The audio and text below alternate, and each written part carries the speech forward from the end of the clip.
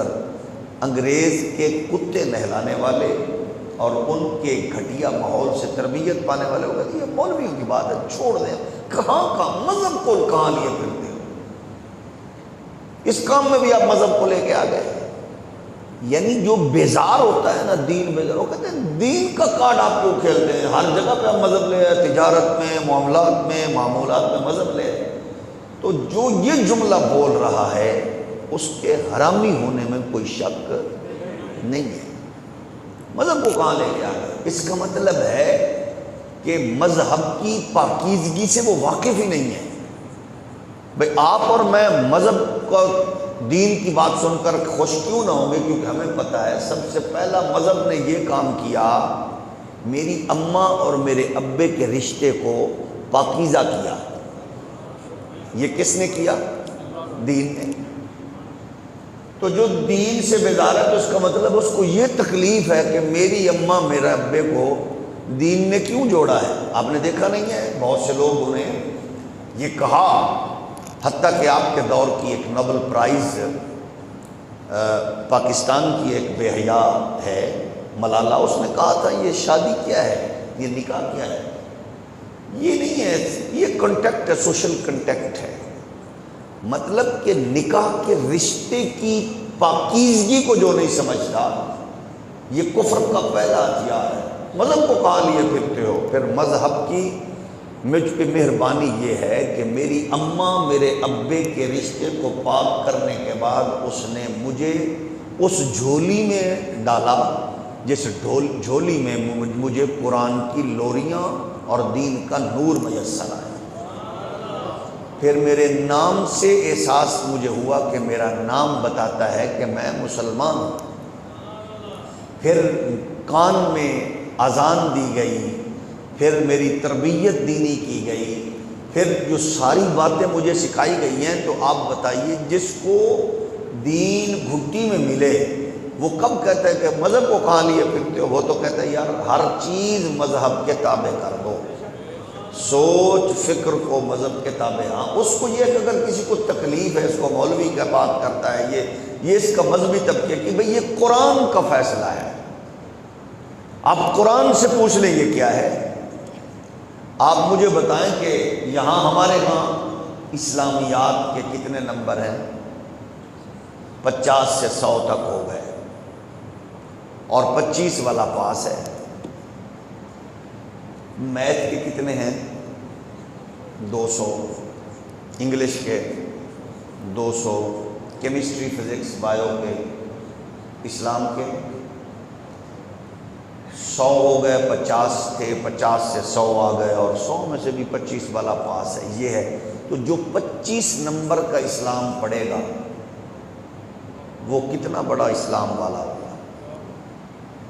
ہمارے ہاں 25 نمبر کا اسلام جس نے بھی پڑھا ہے وہ اعتزاز احسن کی صورت میں ہوگا بدبخت، تو اس کو سورت کوثر نہیں آتی ہوگی۔ عبد الرحمن ملک کی صورت میں ہوگا تو اخلاص نہیں آتی ہوگی۔ وہ اگر ڈبو چودھری جیسے غلیظ کی صورت میں ہوگا تو اس کو کلمہ نہیں آتا ہوگا۔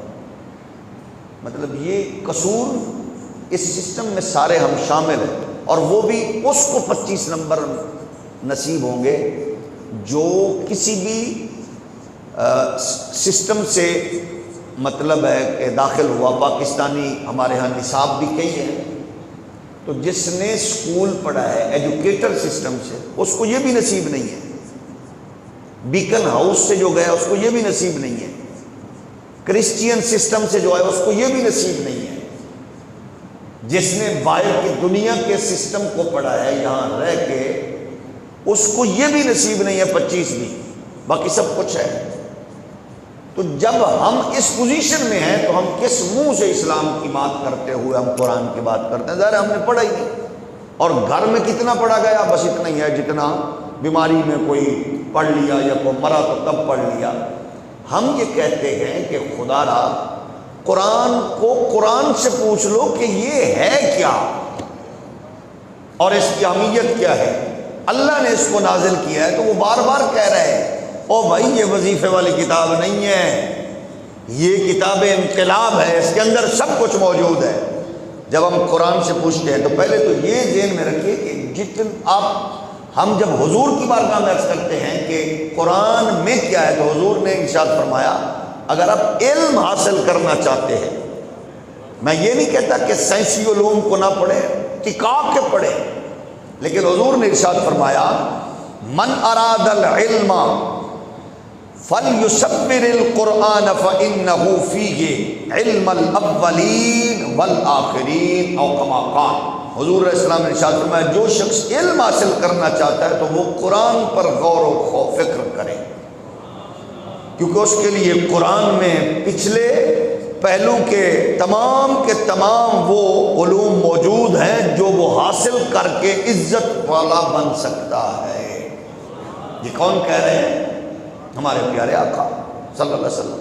تاجدار گولڑا سیدنا مہر علی سے پوچھا گیا علم کیا ہے؟ تو آپ نے فرمایا علم دو چیزوں کا نام ہے، ایک پالن والے رب دا پتہ ہوئے، دوجا سنبھالن والے مصطفیٰ دا پتہ ہوئے صلی اللہ علیہ وآلہ وسلم۔ باقی معلومات ہے، نالج ہے، جس طرح سب کو ہوتا ہے، نالج ہونا الگ ہے، لیکن علم ہونا الگ ہے۔ علم وہ ہے جہاں تہذیب بھی ہو، جہاں تعلیم کے ساتھ ساتھ آپ کو وہ سارے لوازمات میسر آئیں کہ جو بیان کیے گئے ہیں قرآن میں۔ اب یہ دیکھیے کہ اللہ نے فرمایا کہ میں نے کس لیے نازل فرمائی ہے۔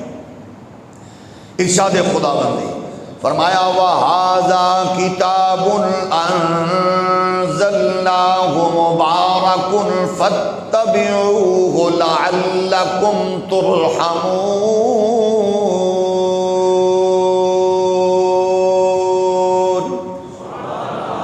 قرآن نازل کیسے کیا ہے اور کیوں کیا ہے؟ اللہ نے خود فرمایا وَهَذَا كِتَابٌ أَنزَلْنَاهُ مُبَارَكٌ فَاتَّبِعُوهُ لَعَلَّكُمْ تُرْحَمُونَ۔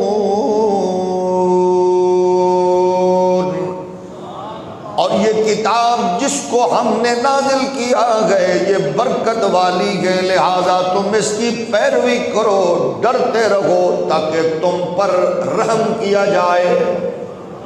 یعنی اگر رحمت اللہ کی چاہتے ہو تو قرآن کی پیروی کرو، اگر فضل کے متمنی ہو تو قرآن کی پیروی کرو، اللہ کی رحمت کے شامل ہونا چاہتے ہو تو پھر یہی بات کی گئی ہے اللہ کی رحمت دو چیزوں پر مشروط ہے، تعلیم قرآن پر اور غلامی مصطفیٰ پر۔ قرآن کہتا ہے اطیعوا اللہ والرسول لعلکم ترحمون۔ رونے والوں، چلانے والوں، دکھیوں، مصیبت میں رہنے والوں، اگر پریشانیوں سے نجات کی تمنا رکھتے ہو، مشکلات سے چھٹکارا چاہتے ہو تو حال بندوں نے نہیں قرآن نے بتا دیا ہے۔ اللہ فرماتا ہے کیا تم قرآن کے قریب ہو؟ اگر قریب ہو تو یہ بتائے گا، پہلی قوموں کی باتیں بتا کے تمہاری ڈھارس بندھائے گا، سکون دے گا، عزت عظمت فراہم کرے گا۔ ھذا کتاب انزلناہ مبارک فاتبعوہ لعلکم ترحمون۔ ہر بندہ کہتا ہے میں بے سکون ہوں، کوٹھی گئے سکون نہیں ہے، گاڑی گئے سکون نہیں ہے، میرے پاس دولت ہے، بینک بیلنس ہے، سکون نہیں ہے۔ وجہ یہ ہے سکون ہوتا ہے دل میں، دل اندر گئے، سکون کا سامان باہر ڈھونڈ رہے گئے۔ ہم نے کہا پیسہ ہوگا سکون ہوگا، پیسہ باہر، سکون کے لیے جو پرزہ ہے وہ اندر ہے۔ ہم کہتے گئے دولت کے ساتھ سکون، اولاد کے ساتھ سکون، لیکن قرآن کہتا ہے یہ ساری کی ساری چیزیں تمہیں کیسے ملے گی؟ الا بذکر اللہ تطمئن القلوب۔ یہ نہ دیوبندیوں کی بات ہے، نہ وہابیوں کی بات ہے، نہ شیعہ کی بات ہے، یہ تو قرآن کہہ رہا ہے کہ اللہ نے اپنے اپنے ذکر کے ساتھ سکون کا جناب والا اہتمام رکھ دیا گیا. آپ جڑتے جاؤ گے, قرآن پڑھتے جاؤ گے, نبی کی غلامی کا پٹا گلے میں ڈالتے جاؤ گے, تو گویا سکون کا, اطمینان کا تصور تمہارے ساتھ ساتھ جڑا رہے گا. سب کچھ ہے اندر کے لیے, ہم نے اندر کا سامان نہیں کیا, سب کچھ کیا باہر, لیکن وہ باہر والی چیز ہمیں سکون نہیں دے سکتی. بس یہ ہے کہ یہ دل کی دنیا مصطفیٰ کے سپرد کر دو. اقبال فرماتے ہیں میں نے پروردگار کے حضور روتے ہوئے عرض کی اللہ آخر کیا گئے اتنی دنیا میں مسلمان لیکن ذلیل و رسوا کیوں گئے. اقبال فرماتے ہیں ندا آمد نمیدانی کہ این قوم کا ٹائم ہوا, میرے شیخ نے دستک دی, مجھے اٹھایا, اٹھ بیٹے. مجھے مالکوں نے اشارہ دیا گئے, حکم دیا گئے کہ تجھ پر میرا رب راضی ہے, تجھ پر میرا پروردگار راضی ہے. کہا وجہ کا میں تو ساری رات سو نہیں سکا, کہا کیونکہ سامنے قرآن تھا, تو نے قرآن کا احترام کیا, تیری ٹانگیں ادھر نہیں پھیلی, تو احترام کیا قرآن کا. اب تجھے اللہ سلطنت کا سلطان بنائے گا. جب کعبہ شریف میں لال رومال والا بدبخت کعبے کی طرف ٹانگے کر کے اوپر قرآن رکھے گا, جب نیچے قرآن رکھے گا, جب ہم الماری میں رکھ کے جناب والا سارا دن گز کا میٹر کا گز بنائیں گے, جھوٹ بولیں گے, کم تولیں گے, دھوکہ دیں گے, 2 نمبری کریں گے, جب قرآن پڑھ کے ہم جناب والا کسی طرح سودا خراب کرتے جائیں گے, حرام کرتے جائیں گے, تو پھر ہم کہیں گے اس نے قرآن کیوں جلایا. اگر چاہتے ہیں عالم کفر کو ٹف ٹائم دیا جائے اور یقیناً دیا جانا چاہیے, پھر اس کے لیے ہمیں واپس مڑنا ہوگا اور مڑ کر قرآن کو گلے سے لگا لے. اللہ کی قسم ہے دنیا کی کوئی طاقت قرآن جلانے والی نہیں ہوگی, کیونکہ دنیا کو پتا ہوگا کہ آپ کا بیٹا مریم نواز کے بیٹے کی طرح انڈیا کے گانے پر اپنی بیگم کے ساتھ جناب والا یورپ میں ناچ کر اپنے بغیرت ہونے کا ثبوت نہیں دے گا. اسد عمر کی صورت میں بیٹے کی شادی پہ سامنے ناچ کر کنجر ہونے کا ثبوت نہیں دے گا. بلاول صاحب کی صورت میں وہ جناب مورتیوں پر دودھ چڑھا کر بغیرتی کا ثبوت نہیں دے گا. اس کو پتا ہوگا تیرا بیٹا اقبال کی صورت میں ہوگا تو وہ کھڑا ہو کر کہے گا محمد عربی کے غلاموں سنو کی محمد سے وفا تو نے تو ہم تیرے گئے, یہ جگہ چید گا کیا لوگ قلم تیرے گئے. پھر تیرا بیٹا جرنیل ہوگا تو وہ جناب والا باجوہ صاحب کی طرح یورپ میں کتے کی طرح ذلیل و خوار ہوتا نہیں پھرے گا. رحیل شریف کی طرح 4 کروڑ کی نوکری لے کر وہ سعودیوں کا چمٹا بجاتا ہوا نظر نہیں آئے گا. پھر جناب والا کیانی کی طرح جزیرے خرید کے قوم کا خون چوستا ہوا بغیرتی کرتا ہوا نظر نہیں آئے گا, بلکہ حضرت سلطان صلاح الدین ایوبی کی صورت میں محمد عربی کے دین کا علم لہراتا نظر آئے گا.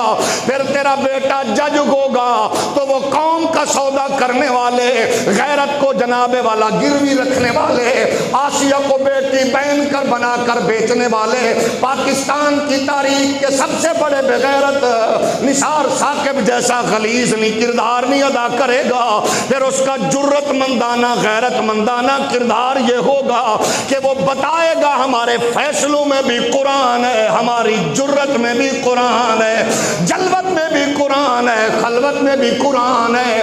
پھر ان کے بیٹے بیٹیاں ٹک ٹاک پہ ناچنے والے نہیں ہوں گے, ان کی اولاد بے حیائی فحاشی عریانی کو پرموٹ کرنے والی نہیں ہوگی. پھر ان کا بیٹا ان کا بچہ دنیا کے جس کونے میں بھی ہوگا عالم کفر کی آنکھ میں آنکھ ڈال کے کہہ رہا ہوگا بدلے گا زمان نہ لاکھ مگر قرآن نہ بدلا جائے گا, بدلے گا زمانہ لاکھ مگر قرآن نہ بدلا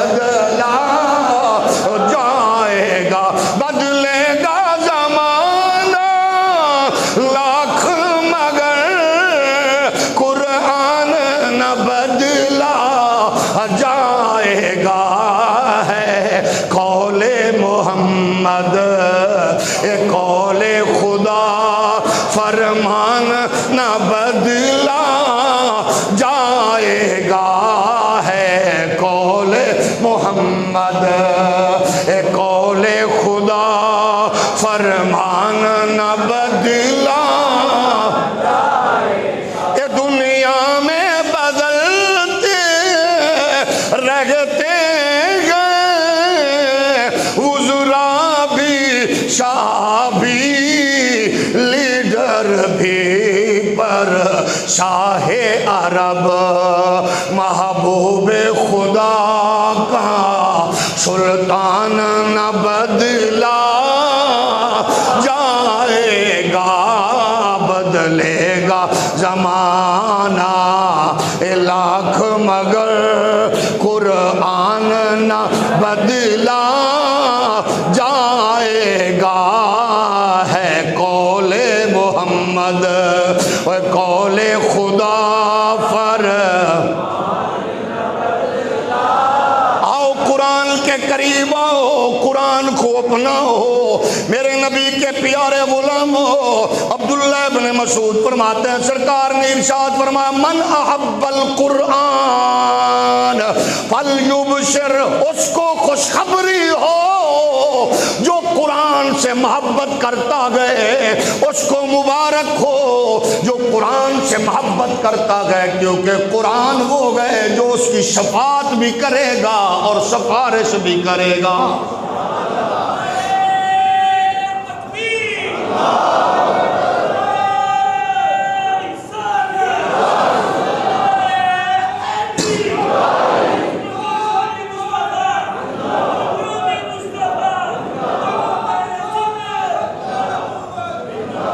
میرے نبی یہ کائنات کے پیارے غلاموں آقا دو جہاں فرماتی گئے ان الذی لیس فی جوفہ شیء من القرآن کالبیت الخرب حضور سید عالم علیہ السلام نے ارشاد فرمایا جس دل میں قرآن نہیں گئے وہ اس گھر کی طرح گئے جو ویران گھر ہے اب آپ بتائیے جب فیصلہ کرنے والوں کو قرآن کا نہیں پتا جب کمانڈ کرنے والوں کو قرآن کا نہیں پتا جب بزنس کرنے والوں کو قرآن کا نہیں پتا جب تجارت کرنے والوں کو قرآن کا نہیں پتا تو پھر باقیوں سے کیا گلا شکوا گئے قرآن والے ہم گئے اقبال کہتے گئے صاحب قرآن ہم کیا پوزیشن والے قرآن والے ہم گئے لیکن سستی بھی ہماری یہ گئے ہم قرآن سے دور ہے میرے پاک نبی نے ارشاد فرمایا انکم لن ترجعوا الی اللہ بافضل مما خرج منہ یعنی القرآن حضرت جبیر بن نفیر فرماتے ہیں حضور نے ارشاد فرمایا کہ اگر اللہ کی پاس جانے والوں اللہ کے حضور جانے والوں ہر ایک نے جانا گئے تو پھر یاد رکھو اللہ کی بارگاہ میں جانے والا سب سے خوش نصیب ہو گئے جس کے پاس قرآن ہو یعنی چند آیتیں پڑھنے والا تو سبحان اللہ چند آیتیں یاد ہے تو وراء الورا سپارے صورتیں یاد ہے تو وراء الورا میرے نبی نے ارشاد فرمایا ان اللہ اہلین من النساء قالوا من هم یا رسول اللہ قال اہل القرآن هم اہل اللہ خاصہ حضور رحمت کونین صلی اللہ علیہ وآلہ وسلم نے ارشاد فرمایا آپ نے ارشاد فرمایا کہ اللہ والے اعلیٰ لوگ کون ہیں اہل اللہ کون ہے صحابہ نے عرض کیا آقا وہ خوش نصیب کون ہے فرمایا قرآن پڑھنے والے وہ ہیں جو اللہ والے ہیں قرآن پڑھنے والے گئے اللہ والے تویز بیچنا دینا پھوک مار کے کیل کو کے نکالنا یہ کمال نہیں ہے اللہ والا وہ ہے جو قرآن پڑھنے والا ہے حضور کی بارگاہ میں عرض کیا عزت والا کون ہے آپ کے نزدیک اعلیٰ کون ہے فرمایا خیرکم من تعلم القرآن وعلمہ حضور فرماتے ہیں سب سے تم میں بہترین وہ ہے جو قرآن پڑھنے والا ہے اور قرآن پڑھانے والا ہے۔ آمینہ کے لال ارشاد فرماتے ہیں القرآن احب الی اللہ من السماوات والارض ومن فیہن۔ عبداللہ بن عمر فرماتے ہیں اللہ کی عزت کی قسم میں زمین و آسمان میں اللہ کو جو سب سے پیاری چیز ہے وہ اللہ کا کلام ہے، اور سب سے پسند وہ ہیں جو اس قرآن کے حامل لوگ ہیں۔ تو پھر کیوں نہ کہیں بدلے گا زمان لاکھ مگر قرآن۔ آج ہم روتے ہیں تجارت گئی، بزنس گیا، پریشان ہے، گھر میں کچھ نہیں ہے، پیر جی کرو، استاد جی کو تویز، فیصلہ قرآن والے صاحب قرآن نے بتا دیا۔ حضور فرماتے ہیں لا فاقت لعبد یقرأ القرآن ولا غنى له بعده۔ سنو، حضور سید عالم ارشاد فرماتے گئے جس گھر میں قرآن پڑھا جائے گا اس گھر میں کبھی فاقہ نہیں آئے گا۔ تو جس گھر میں آغاز ٹی وی سے، ڈرامے سے، فیس بک سے، یوٹیوب سے، حرام کاری سے، ٹک ٹاک سے ہو، بے حیائی بدکاری سے ہو، وہاں خیر کیا ہوگی؟ میرے آپ نے آپ کے موقع آپ کے مولا ارشاد فرماتے گئے سب سے بڑی دولت قرآن کی گئے، اور سب سے بڑا دولت مند وہ گئے جو قرآن پڑھنے والا ہے۔ حضور فرماتے ہیں لا تجعلوا بیوتکم مقابر ان الشیطان ینفر من البیت الذی تقرأ فیہ سورۃ البقرہ۔ مسلم نے، ترمذی نے، نسائی نے بیان کیا، حضور نے ارشاد فرمایا اپنے گھروں کو قبرستان نہ بناؤ، بے شک اس گھر سے شیطان بھاگ جاتا ہے جس گھر میں قرآن کی تلاوت بالخصوص سورہ بقرہ پڑھی جاتی ہے۔ اب ایک سورت بقرہ پڑھی جائے تو شیطان، تو جس گھر میں پورا قرآن پڑھا جائے، جس گھر میں پورا قرآن پڑھا، کہتے ہیں بدلے گا زمانہ لاکھ مگر قرآن نہ ہے قول محمد قول خدا۔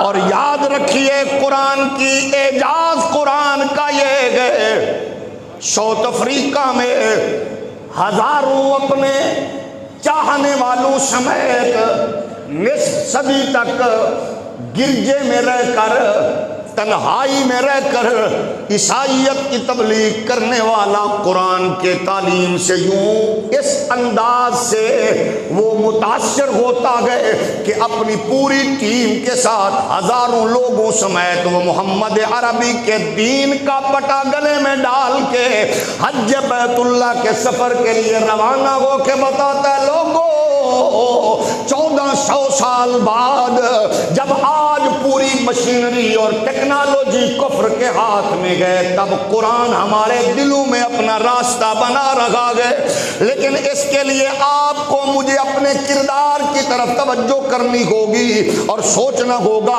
ہم نے کیا کیا اور یہاں تک پہنچانے کا ذمہ دار کون ہے۔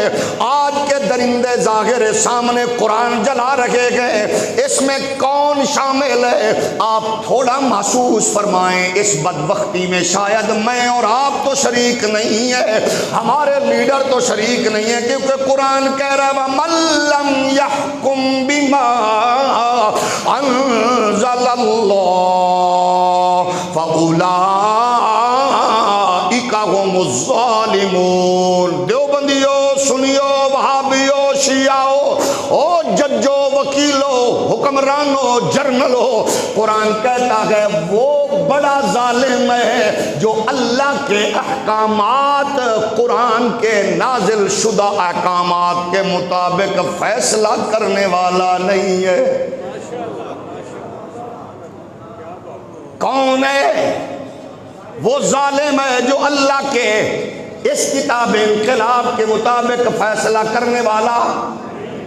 تھوڑا اور ایسا بولیے، میں چھوٹی عدالت سے لے کر بڑی عدالت میں انگریز کا فیڈر چوسنے والے معزز چیف جسٹس صاحبان تک کہہ رکھا ہوں، میں نہیں کہتا کہ ٹائی کیوں پہنی، پینٹ کیوں پہنی، کوٹ کیوں پہنا، پہنو، مجھے غرض نہیں ہے کہ آپ اتنے معذور ہو کہ کرسی کے قریب پہنچو تو آپ کو جبہ بھی کوئی اور پہنائے، کیونکہ تیرے تے ہاتھ ہی کم نہیں کر دے انگریز دیا نوکرا۔ تو جب اپنی نشست رکھنے لگے تو میرے جج کے آگے کرسی بھی کوئی اور پیش کرے، پھٹے منہ تیری فکر دے۔ لیکن میں یہ چاہتا ہوں وہ فیصلہ کرتے ہوئے جب تو کہتا ہے خلیل جبران نے یہ کہا، انڈیا کی فلم کا ڈائیلاگ یہ تھا، تو میں کہتا ہوں وہ شالا تینو تیری ماں روے کمینے، فیصلہ کرتے ہوئے تو فلم کے ڈائیلاگ کی بات کرتا ہے، کتے تیرے فیصلے میں ڈائیلاگ اور خلیل جبران کی بجائے اللہ کا قرآن ہوتا۔ جس کو تکلیف ہوئی ہے وہ بوتھا مبارک نیچے رکھے۔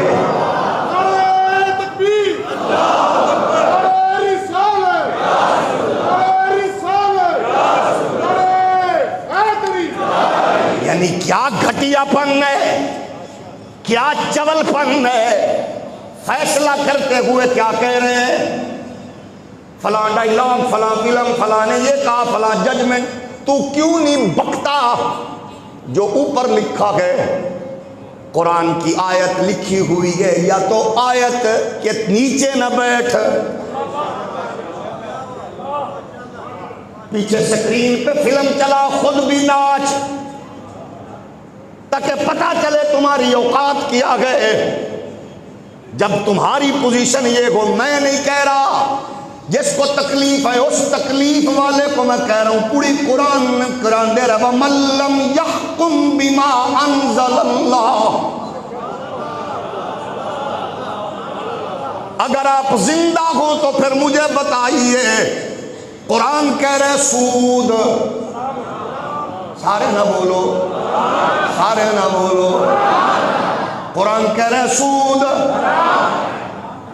کاروبار۔ آج ہم نے نکلنا ہے، ہاتھ میں جھنڈا اٹھا کے قرآن سینے سے لگا کے نکلنا ہے، اس دشمن کے خلاف جس نے قرآن جلایا۔ لیکن اس کو یہ حوصلہ کس نے دیا؟ جب کعبہ شریف کا سرکاری ملا بغیرت چپ تھا اور ٹرمپ چمٹا لے کے محمد بن سلمان کے ساتھ ناچ رہا تھا، بڈھے کھوسٹ 90 سالہ شاہ سلمان اس کے ساتھ چمٹا بنا کے ناچ رہا تھا، پھر ٹرمپ نے آ کے پوری مسلم کمیونٹی سے خطاب کر کے اس نے اسلام کے بارے میں ہمیں آگاہ فرمایا، اور مسلم حکمران ہاتھ باندھ کے گونگے بن کے بیٹھے تھے۔ یعنی ڈائریکشن ان سے لیں گے تو کس منہ سے ہم آواز اٹھاتے ہیں؟ کل میں نے پڑھا پاکستان کے غریب لوگوں کو ٹیکسس کے زنجیروں سے جکڑنے کے بعد اسحاق ڈار جیسا بغیرت باقاعدہ اپنے بہنوئی اور اپنے باپ امریکن سفیر کا شکریہ ادا کرنے گیا اس کے گھر کہ آپ نے ہمیں IMF سے رابطہ کروایا۔ میں کہتا ہوں جمن والی روے، جڑا پریشان ہے وہ بھی نال روے۔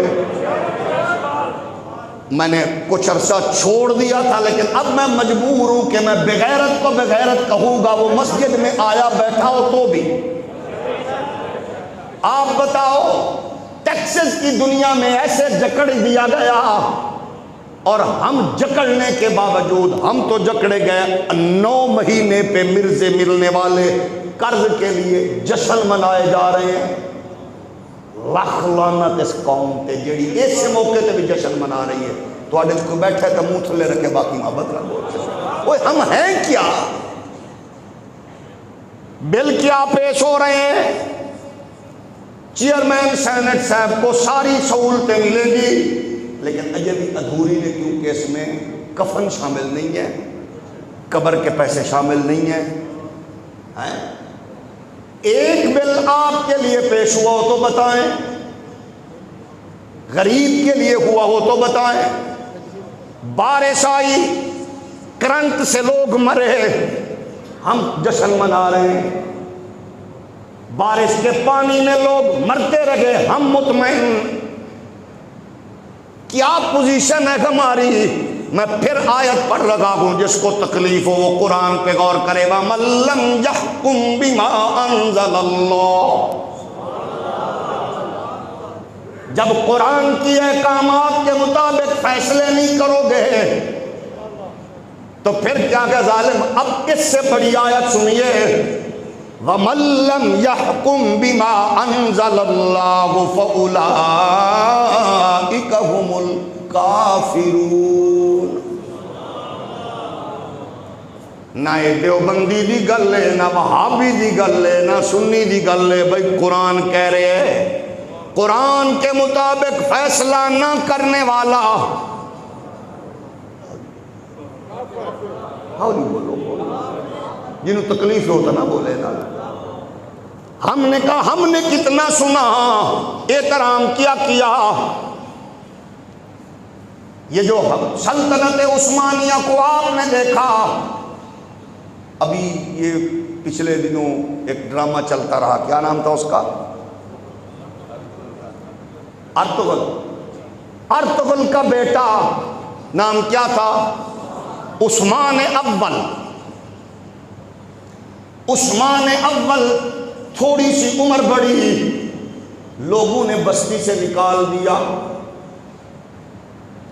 بے گھر بے آسرا پریشان، اپنے شیخ کی بارگاہ میں گیا، دعا فرمائے۔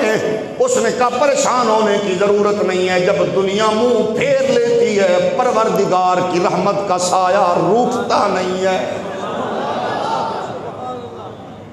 کہتے گئے مجھے کہا رات آرام کرو، صبح بات کریں گے۔ کہا میں سو گیا، جب رات کو سویا اب اچھی تربیت کا اثر دیکھیے، کہتے ساری رات مجھے بے چینی رہی، نیند نہ آئی۔